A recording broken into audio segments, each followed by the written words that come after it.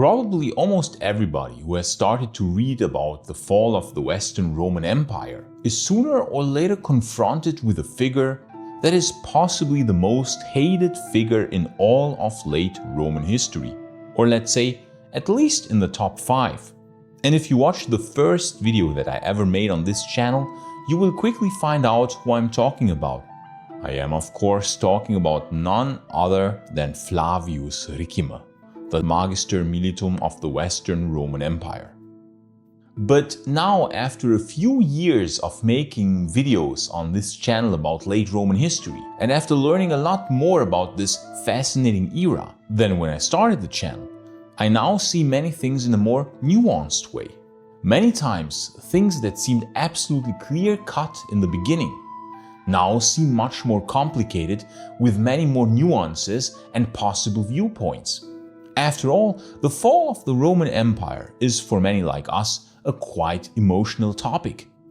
We quickly tend to blame people, historical characters of the late Roman Empire for bad decisions, or are quite quick to judge them, even though we know that this time period suffers from a great lack of sources. Not much survived from that chaotic time, and the sources about certain persons, in addition to being quite scarce, are also very often extremely biased, thus making it almost impossible to get a clear picture of what these historical figures were really thinking. I thought therefore that it is about time to once again reflect about one of the most controversial figures of late Roman history. The person that many, me included in my earlier years, blamed for the fall of the Western Roman Empire. Flavius Ricimer, the barbarian Magister Militum of the last years of the Western Roman Empire. So let us try to answer the question, how evil was Ricimer really?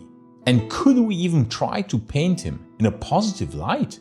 This topic is so complex in my opinion that I needed to split it into 2 videos, else this video would have gotten extremely long. When I first learned about the fall of the Western Roman Empire, there were many people that I blamed for bad decisions.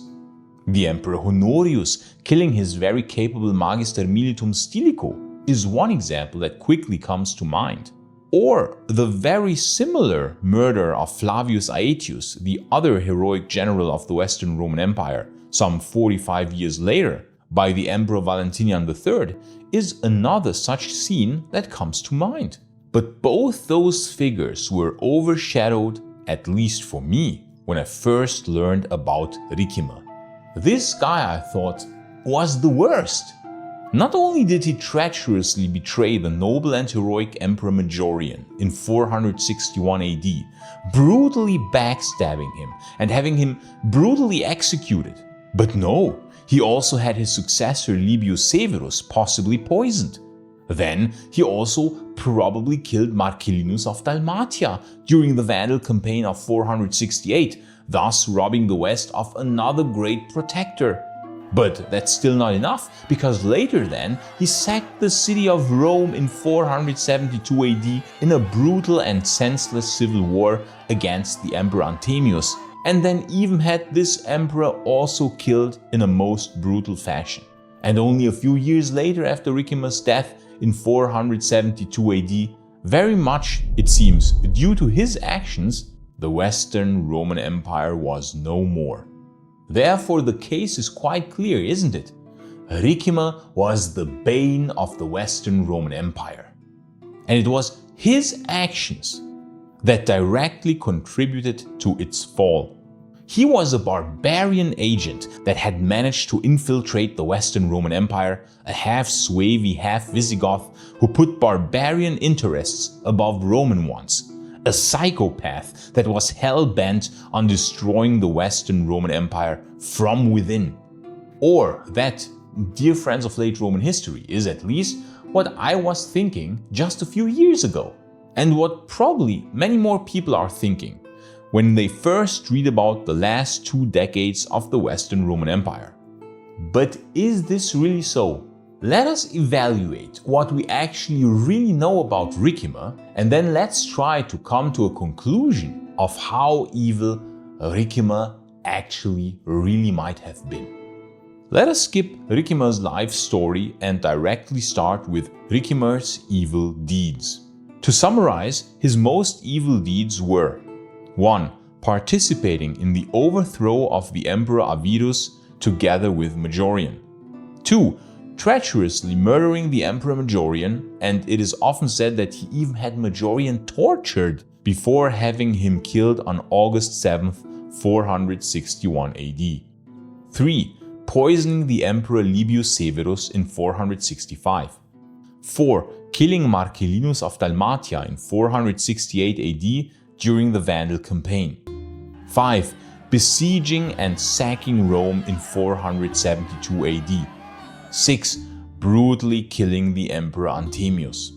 Now let's look at the good things that Ricimer did, because believe it or not, there are actually a few good things that he did.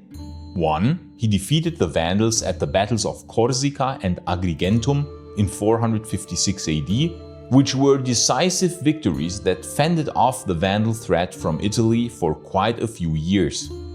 2. He defeated an Alemanni invasion of Italy in 466 AD at the Battle of Bergamo, thus saving Italy from another invasion.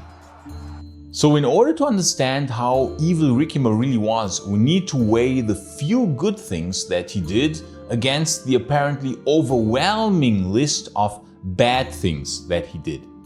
We can first state that his overthrow of the Magister Militum Remistus and of the Emperor Avitus was hardly anything noteworthy in those days, and can in itself not be seen as an act of evil, since usurping an emperor was pretty much common in those last decades of the Western Roman Empire, especially of an emperor that was seen as a Visigothic invader by the Senate of Rome.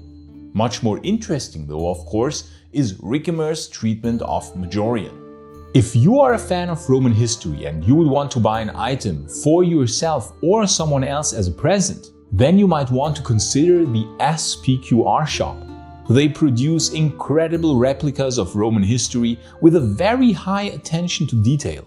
All their items are carefully handcrafted, and I think it will be difficult to find that level of craftsmanship anywhere else. They handcraft Roman coin replicas, rings, pendants, attributes, and many other items of Roman history. If you want to support the channel, or if you want to buy a present for someone who likes Roman history, please go and check out their excellent site, link in the description. If you buy over this link, you will receive a 20% price reduction, which I personally find very generous. Thank you very much for your consideration, and back to the video. Majorian is seen by many as a hero emperor who had almost managed to restore the Western Roman Empire. After all, I named this channel here after Emperor Majorian for a reason. He really came quite close to restoring the Western Roman Empire. However, unfortunately, coming close and failing is pretty much the same as just failing. Because in those times, the Western Roman Empire would have needed a huge, overwhelming victory to have any chance of being stabilized and in order to continue surviving. If we now try to see things from a different angle, namely that Ricimer maybe wanted to defend Italy and consolidate power, whereas Majorian wanted to restore the old empire, then we might understand Ricimer's motivations a bit better. After all, we shouldn't forget that many senators supported Ricimer, since the Emperor Majorian had enacted many reforms that a lot of senators didn't like. It is quite possible that Ricimer saw the political realities of the time and wanted to consolidate Roman rule in Italy. Majorian tried to restore the empire, but in trying to do so, ruined the state finances by losing a huge fleet of 300 ships that he himself had newly built. This was a major military disaster, and if I was to play devil's advocate here, Ricimer might have been quite angered by this defeat, since not only were now the Western state finances ruined, but his arch nemesis, the Vandals, whom he had defeated twice a few years earlier, had now inflicted such a heavy defeat onto the Western Roman Empire. Moreover, let's not forget that Ricimer wanted to consolidate power in Italy. Maybe he had even tried to warn Majorian against his risky endeavor. And now the disaster had happened. A huge military defeat that had massively weakened the West. Or this is maybe how Ricimer's point of view might have been. Maybe Ricimer was afraid what else Majorian might try to do or try to risk in his wish to restore the Western Roman Empire. Maybe Ricimer therefore wanted to make sure that this would not happen. Ricimer wanted Italy for the Romans, the ancient heartland, and through Germanic diplomacy and his own Germanic heritage, maybe hoped to keep the other Germanic nations around Italy at bay. What else would Majorian try to risk in the future? Maybe that's what Ricimer was afraid of. And so he intercepted Majorian at Dertona on August 2nd, 461 AD, while the emperor was headed for Rome. Here is what the ancient sources tell us about this event. John of Antioch, a 7th century chronicler, wrote a history of the Roman Empire, often drawing on earlier sources like Priscus of Panium. His work survives only in fragments. He wrote, quote, "While Majorian was still on the way to Italy, Ricimer plotted his death. When Majorian had dismissed the allies after their return and was going home to Rome with his attendants, Ricimer and his party arrested him, stripped him of his purple robe and diadem, beat him and beheaded him. Thus ended Majorian's life." End quote. This account is certainly one of the most detailed, specifying the sequence of events: Ricimer's plotting, Majorian's arrest after disbanding his army, and the violent execution. However, John wrote 2 centuries after the event, likely relying on earlier sources like Priscus, which introduces potential distortion through transmission. Priscus of Panium now provides the specific date of Majorian's death, stating it occurred on August 7th, 461. While his exact wording on the killing isn't fully preserved, his account is cited by John of Antioch from before, suggesting he detailed Ricimer's role in the execution. Priscus was a contemporary of Majorian, which makes his dating reliable, and his likely role as the source for John of Antioch's narrative adds credibility to the violent details of Majorian's death. However, as a fragment, we lack Priscus's full context. Did he view Ricimer as a traitor, or was he more neutral? His perspective as an Eastern Roman might skew the narrative against Ricimer, which the East, of course, saw as a barbarian invader, similar to how Aspar was viewed in the East. Then, another source is the Fasti Vindobonenses Priores, which is a 6th century chronicle, a continuation of earlier Roman consular lists, recording key events year by year. It's a terse, analytic source focused on dates and major events. There we can read, quote, "During this consulate, the Emperor Majorian was deposed by the patrician Ricimer at Tortona on the 3rd of August and killed at the Ira River on August 7th, end quote. This source provides precise dates and locations, but it lacks detail. As a chronicle, it prioritizes events over interpretation, making it a reliable but limited source. Then there are several 5th and 6th century chronicles, often continuations of Jerome's chronicle, that provide brief entries on Roman emperors. These include works like the Chronica Gallina and other minor analytic texts, which are typically succinct and event-focused. For instance, we can find in one of those a passage saying, quote, "Ricimer, aroused by envy and supported by the counsel of jealous persons, surrounded and treacherously killed Majorian while he was returning from Gaul to Rome and was in the process of arranging things that were necessary for the Roman name and empire. The Emperor Majorian was killed at Tortona near the river that is called Illyra." End quote. Now these chronicles add the motive of envy and jealous persons, suggesting Ricimer's actions were driven by personal ambition and political intrigue, possibly involving the Roman Senate, which had turned against Majorian. The treacherously killed phrasing indicates a moral judgment framing Ricimer as a betrayer. These chronicles, written decades later, may reflect a Christian bias against Ricimer, who was after all an Arian, during a time of religious tension.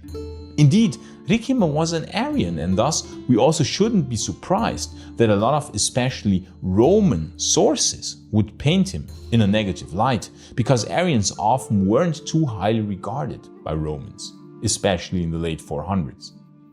Procopius of Caesarea meanwhile wrote, quote, "But meantime Majorian was attacked by the disease of dysentery and died, a man who had shown himself moderate towards his subjects and an object of fear to his enemies." End quote. It is highly interesting that in Procopius's account we cannot find anything about Ricimer's involvement. Sidonius Apollinaris, a 5th century Gallo-Roman aristocrat and poet, a contemporary of Majorian, wrote a panegyric for Majorian and letters describing events in Gaul, including a dinner with Majorian. But he never wrote anything about Ricimer's plot and overthrow of Majorian. We can often read on unreliable sites such as Wikipedia that Ricimer tortured Majorian before executing him. However, not a single source confirms this. This is a pure invention of Wikipedia. The only source that wrote something along these lines was John of Antioch, who wrote that, quote, "Ricimer and his party arrested him, stripped him of his purple robe and diadem, beat him and beheaded him. Thus ended Majorian's life." End quote. No mention of torturing. So yes, while this certainly wasn't a friendly act, we must assess this in the context of the times. Killing a political opponent in those times was pretty common. Since the early days of Rome, this was standard practice. So there is, as brutal as this might look from our vantage point, unfortunately nothing unusually cruel taken in the Roman context. So let's move on to the next point, the poisoning of Libius Severus. There are several sources writing about the death of Severus, but only one source, namely Cassiodorus, wrote that Ricimer poisoned Severus. Now we shouldn't forget that Cassiodorus wrote this half a century later in the Ostrogothic kingdom, and Ricimer was an ally of Odoacer, the enemy of King Theodoric, who was the ruler of the Ostrogothic kingdom in Cassiodorus' time. Thus, it is quite logical that Cassiodorus wouldn't be neutral on the topic of Ricimer. The other sources don't mention Ricimer at all and imply that Libius Severus' death had natural causes. So therefore, we cannot prove that Ricimer really had Libius Severus killed. So let's move on to the next point, the killing of Marcellinus of Dalmatia in 468 AD during the Vandal campaign. Procopius states that Marcellinus was killed in Sicily in 468 during the campaign against the Vandals. He notes that Marcellinus had been sent by Leo I with a fleet to support the campaign, operating separately from Basiliscus' main force. After the Roman defeat at Cape Bon, where Basiliscus' fleet was destroyed, Marcellinus withdrew to Sicily. Procopius then writes, quote, "Marcellinus, who was in Sicily, was treacherously killed by one of his own men, having accomplished nothing." End quote. He does not explicitly name Ricimer, but implies foul play by describing the killing as treacherous. Theophanes, a 9th century Eastern Roman chronicler, claims that Ricimer was responsible for Marcellinus' death, stating, quote, "In this year, 468 AD, Marcellinus, the general of Dalmatia, who had been sent by Leo against the Vandals, was killed in Sicily by the treachery of Ricimer, who feared his power." End quote. Theophanes is the primary source implicating Ricimer, but his account was written over 300 years after this event, which makes it suspect. He likely drew on earlier Eastern Roman traditions, possibly including lost works by Priscus or other 5th century historians. But his claim lacks corroboration from contemporary sources like Procopius or Marcellinus Comes. Now Marcellinus Comes, a 6th century Eastern Roman chronicler, wrote under Justinian, providing a year-by-year account of events. His chronicle is generally reliable for dates, but brief on details. Marcellinus Comes records Marcellinus' death in 468, stating, quote, "Marcellinus, the general of Dalmatia, was killed in Sicily while fighting the Vandals." End quote. He does not mention Ricimer or any other specific circumstances, focusing instead on the broader campaign's failure under Basiliscus. John of Antioch, meanwhile, briefly mentions Marcellinus' role in the 468 campaign, but does not provide details on his death, focusing instead on Basiliscus' defeat at Cape Bon, and most importantly, he does not implicate Ricimer.